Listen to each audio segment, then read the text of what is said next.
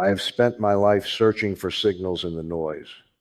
What I found is that the most persistent, most destructive noise does not come from the market itself, but from the 6 inches between a trader's ears.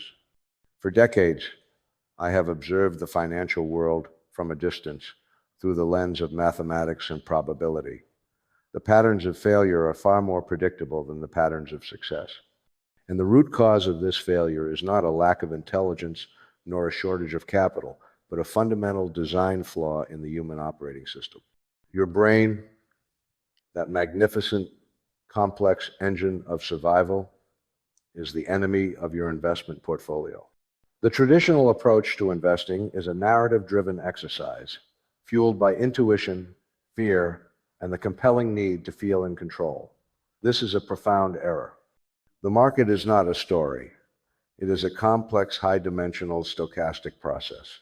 It does not care about your feelings, your hopes, or your carefully constructed theories.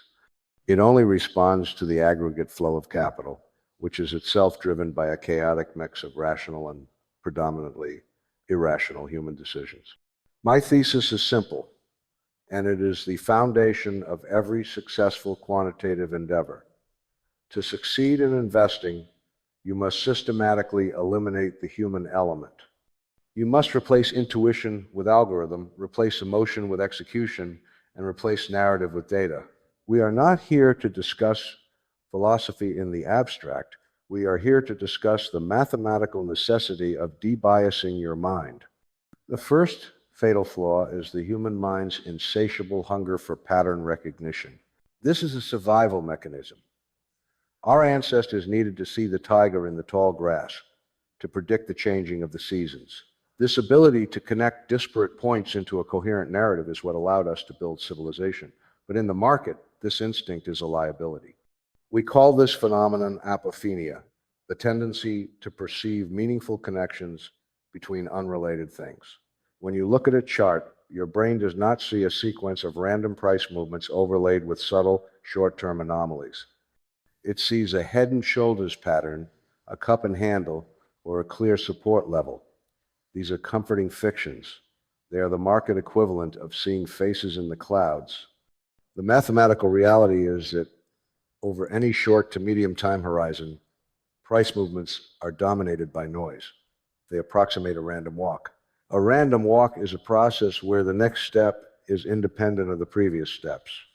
If you flip a coin 10 times and it lands on heads every time, the probability of the 11th flip being heads is still precisely 50%.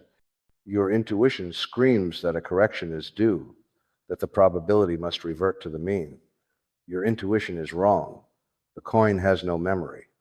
The market, in its short-term fluctuations, has a very short memory indeed. The danger of the narrative approach is that once you have identified a pattern, your brain immediately engages confirmation bias. You begin to filter all incoming data to support your existing belief. If the price moves up, you attribute it to the strength of your pattern. If the price moves down, you dismiss it as a temporary aberration, a false signal. You are no longer analyzing the market.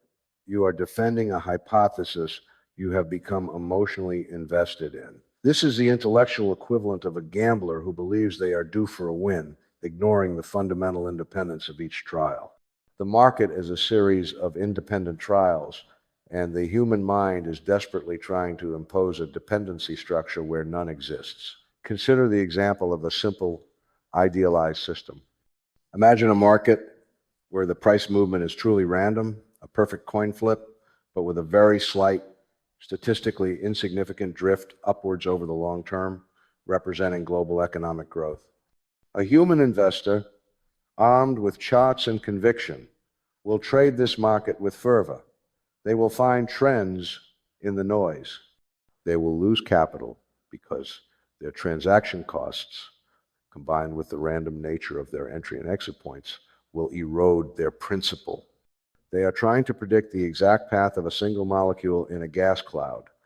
The energy expended in this pursuit is not only wasted, but actively destructive to capital. A quantitative system, by contrast, does not look for a single grand pattern. It looks for thousands of tiny, statistically significant anomalies, imperfections in the market's efficiency that occur over very short time frames. It does not care about the narrative of the stock, the CEO's charisma, or the geopolitical climate. It only cares about the probability that a certain price will be marginally higher or lower in the next 5 minutes. We are not predicting the future, we are calculating the odds of the immediate present. This is a critical distinction. The human investor attempts prediction, the quantitative system executes based on probability. The human mind is designed to see the forest. The quantitative system is designed to measure the precise angle of every single leaf. And in the market, it is the aggregation of these tiny, measurable anomalies that generates consistent, non-random returns. The search for a single, unifying theory of the market is a fool's errand, a relic of pre-mathematical thinking. The market is not governed by a simple, elegant equation. It is governed by a vast network of interacting, non-linear factors. The human mind, seeking cognitive closure, attempts to reduce this complexity to a simple rule: buy low, sell high, or the trend is your friend. These maxims are appealing because they are easy to remember, but they are fundamentally inadequate because they ignore the probabilistic nature of reality. The quantitative approach accepts the complexity and uses statistical tools, regression analysis, machine learning, and high-dimensional data processing to find small, temporary deviations from efficiency. We are not looking for the Holy Grail. We are looking for thousands of tiny, leaky faucets that, when aggregated, produce a steady stream.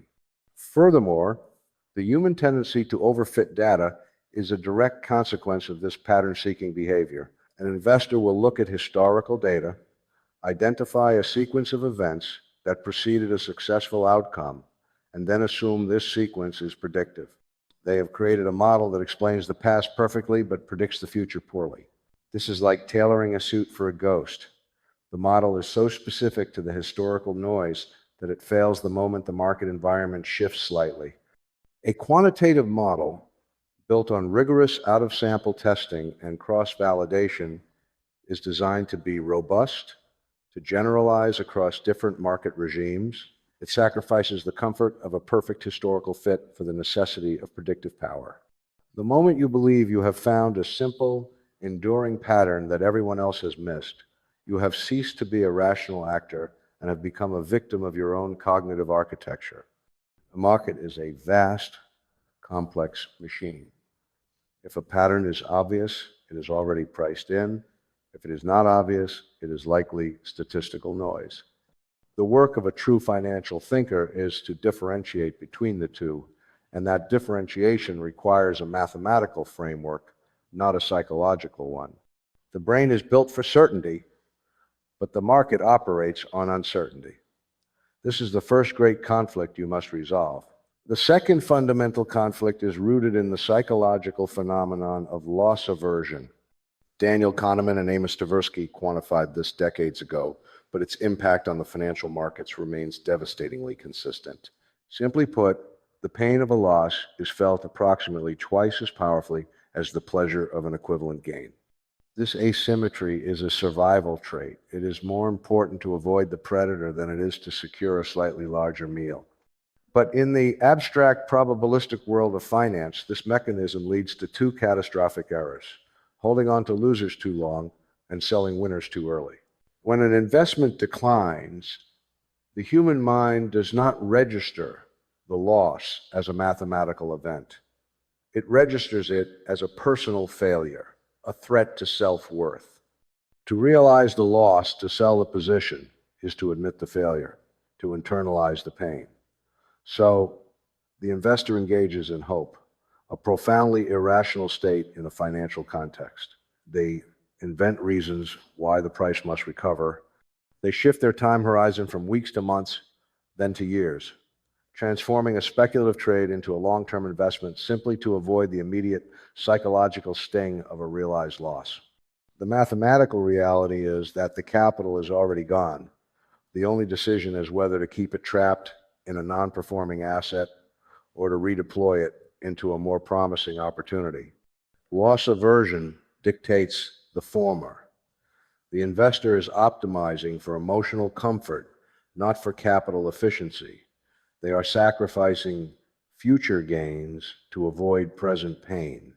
Conversely, when an investment rises, the pleasure is real, but it is quickly overshadowed by the fear of losing the paper gain. The investor sells prematurely.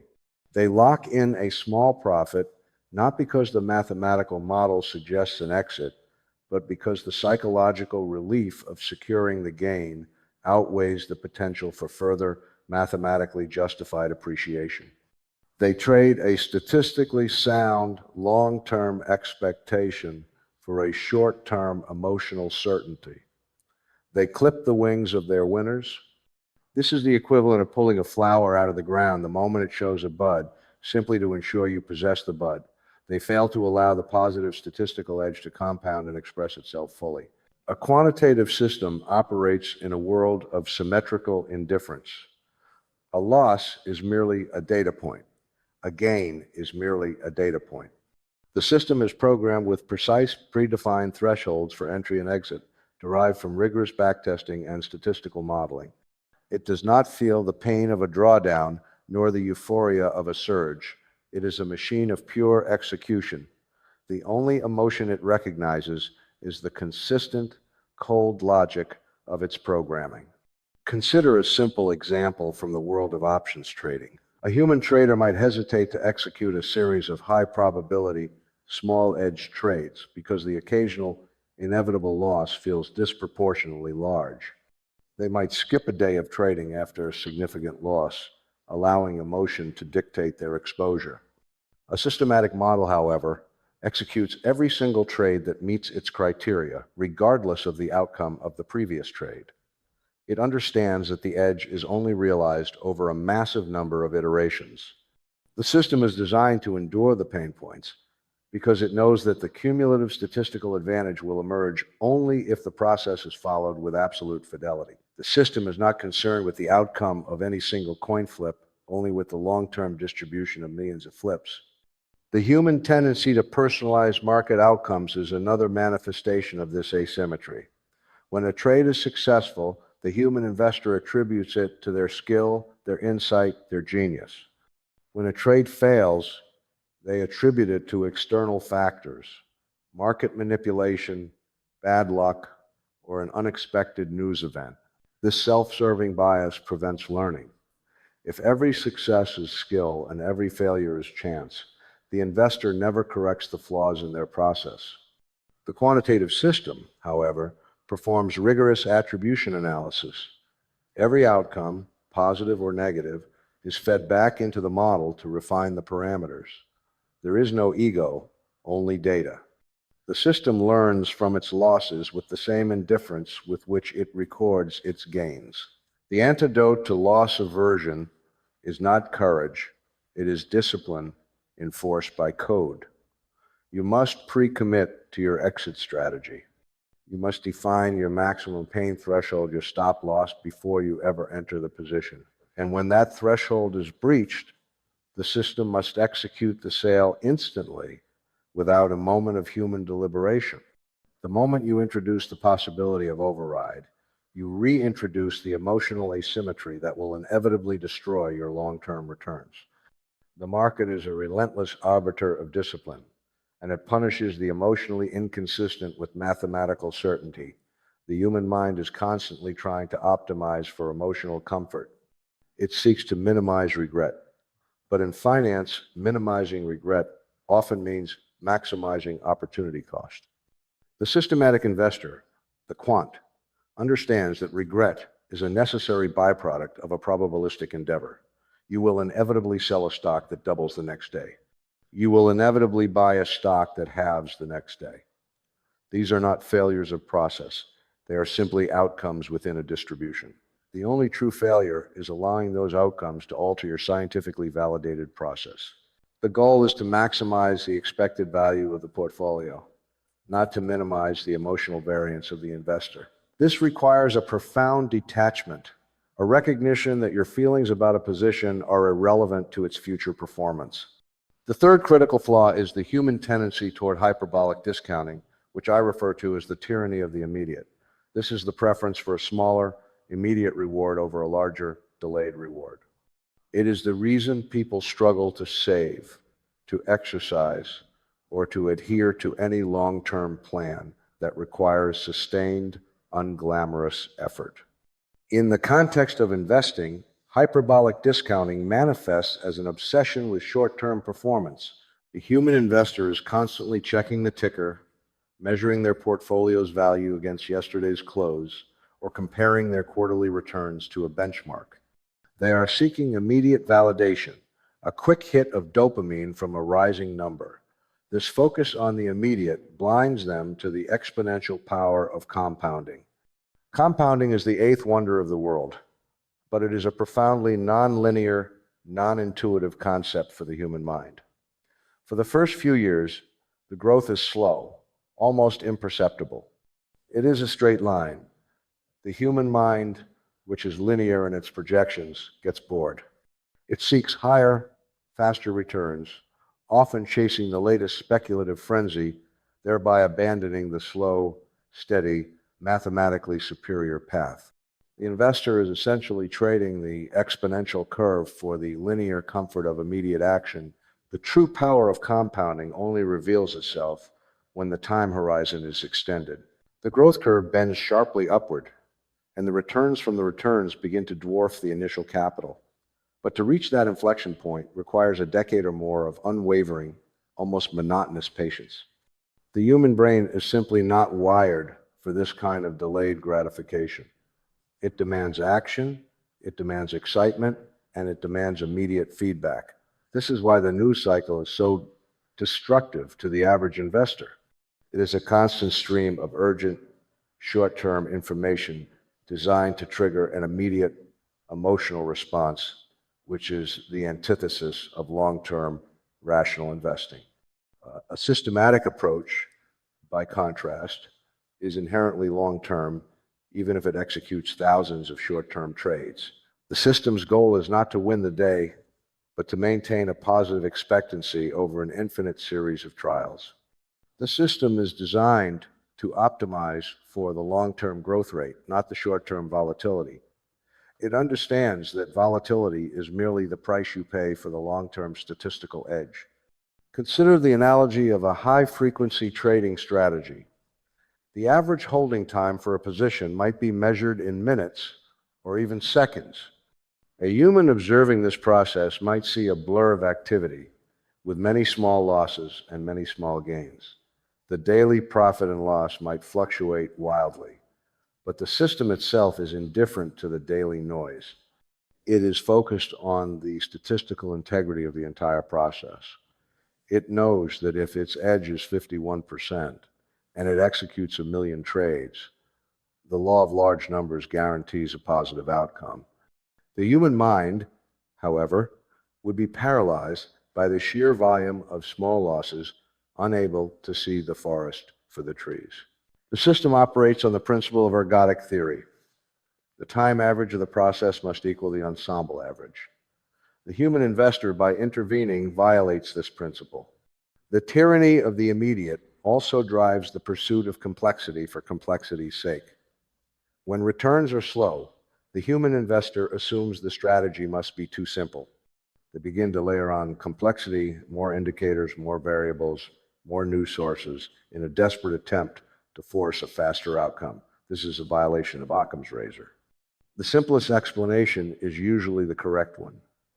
In finance, the simplest, most robust models are often the most effective because they are less prone to overfitting the noise. The complexity should reside in the mathematical rigor of the model's construction, not in the number of variables it attempts to track. The human mind confuses complexity with sophistication. The quantitative investor understands that time is the most valuable variable in the compounding equation. We are not trying to beat the market every day. We are trying to participate in the market's long-term growth while systematically harvesting small, persistent anomalies. This requires a profound philosophical shift. You must treat the market not as a casino to be conquered, but as a vast, complex machine to be understood and patiently exploited. The greatest returns are often generated during periods of profound boredom. If you are constantly entertained by your portfolio, you are likely doing something mathematically unsound. You must embrace the monotony of the statistically sound process. The market is a mechanism for transferring wealth from the impatient to the patient. The human investor, driven by the need for immediate gratification, is almost always on the wrong side of this transfer. The systematic investor, by removing the human's time preference from the equation, aligns themselves with the long-term mathematical forces of the market. The goal is to be a passive observer of an active, automated process, allowing the statistical edge to play out over the necessary time horizon. The final, and perhaps most insidious, cognitive trap is the herding instinct. Humans are social creatures. Our survival has historically depended on conforming to the group. If the tribe runs, you run, even if you don't know why. In the market, this manifests as the overwhelming psychological pressure to follow the consensus, to be invested in what everyone else is talking about, and to avoid the pain of being wrong alone. This instinct is amplified by modern communication. Every financial news channel, every social media feed, every water cooler conversation is a mechanism for reinforcing the current consensus. This creates massive feedback loops. When a stock is rising, the narrative becomes overwhelmingly positive, drawing in more capital, which drives the price higher, which validates the narrative, and so on. This is not rational price discovery, it is a psychological cascade. This is the mechanism of the bubble.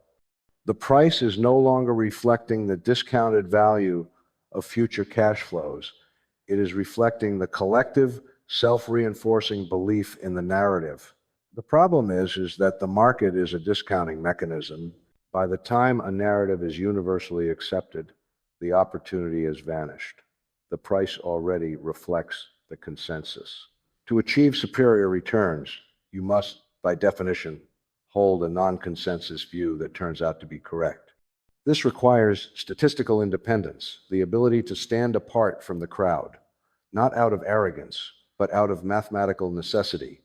The crowd is a source of liquidity, but it is rarely a source of insight. The human investor struggles with this because being wrong alone is psychologically devastating. Being wrong with the crowd, however, is merely unfortunate.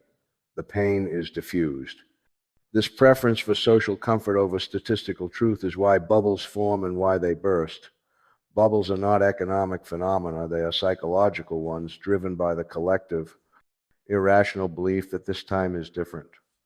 The human desire for belonging overrides the rational assessment of risk. The fear of missing out, or FOMO, is simply the herding instinct weaponized by the market. It is the emotional pressure to join the stampede, even if the stampede is heading toward a cliff. A quantitative system is immune to social proof. It does not read the news. It does not listen to the pundits. It does not care what the consensus is. It only processes the data streams it is fed. If the model indicates a buy signal, it buys even if every headline screams sell. If the model indicates a sell signal, it sells, even if the market is gripped by euphoria. Its decision-making process is entirely orthogonal to the human emotional landscape. The system is a perfect statistical sociopath. It has no need for validation or social acceptance. Consider the concept of mean reversion. Many short-term anomalies are based on the statistical expectation that prices, having deviated significantly from their short-term average, will revert back to that average. This is a non-consensus trade. It requires buying what is hated and selling what is loved. The human mind finds this deeply uncomfortable. It wants to buy what is going up and sell what is going down. The quantitative system, however, sees only the statistical deviation and executes the trade with clinical precision. knowing that the probability distribution favors a return to the mean. The system exploits the emotional overreactions of the crowd. When the crowd panics and sells an asset far below its statistical fair value, the system buys. When the crowd becomes irrationally exuberant and bids an asset far above its statistical fair value, the system sells. The system is the ultimate contrarian, not out of philosophical stubbornness, but out of mathematical necessity. The greatest challenge for the human investor is not the complexity of the market, but the simplicity of the truth. You must be comfortable being lonely.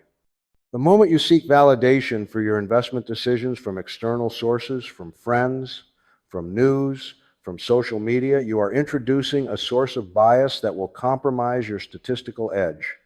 The quantitative approach is a declaration of independence from the herd. It is a commitment to the empirical truth, regardless of its popularity.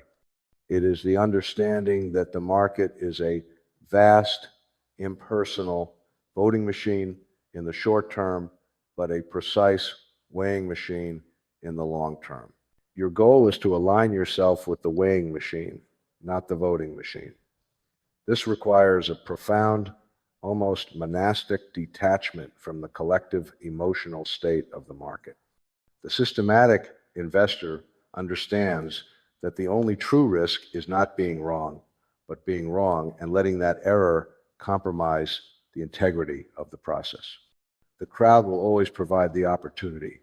The disciplined, independent mind will always be the one to capitalize on it.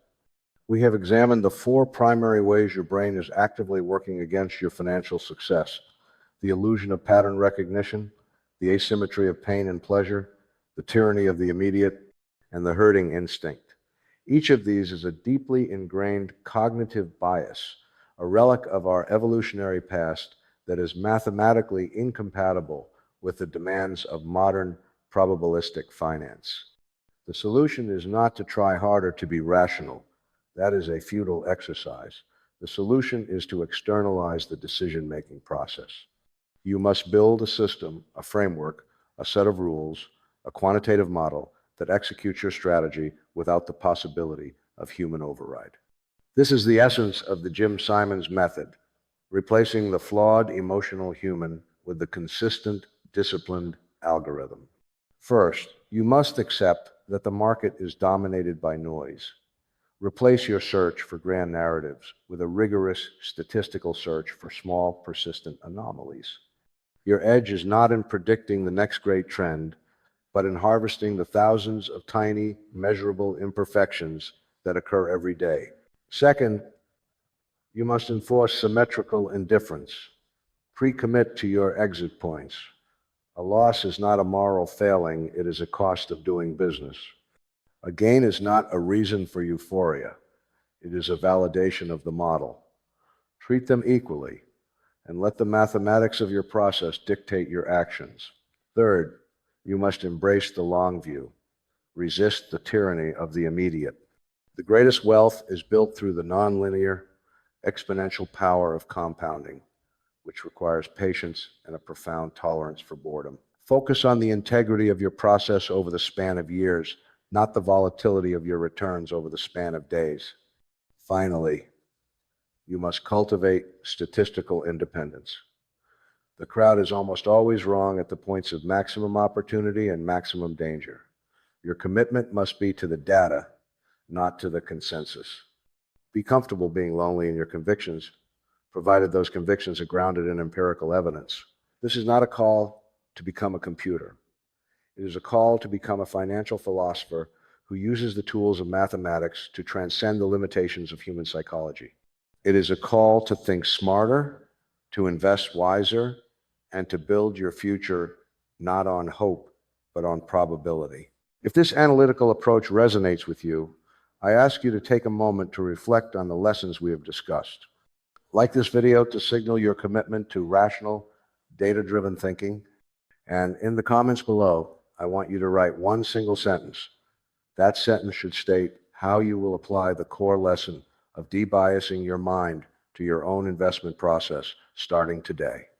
Will you define a strict stop loss? Will you stop checking the ticker every hour?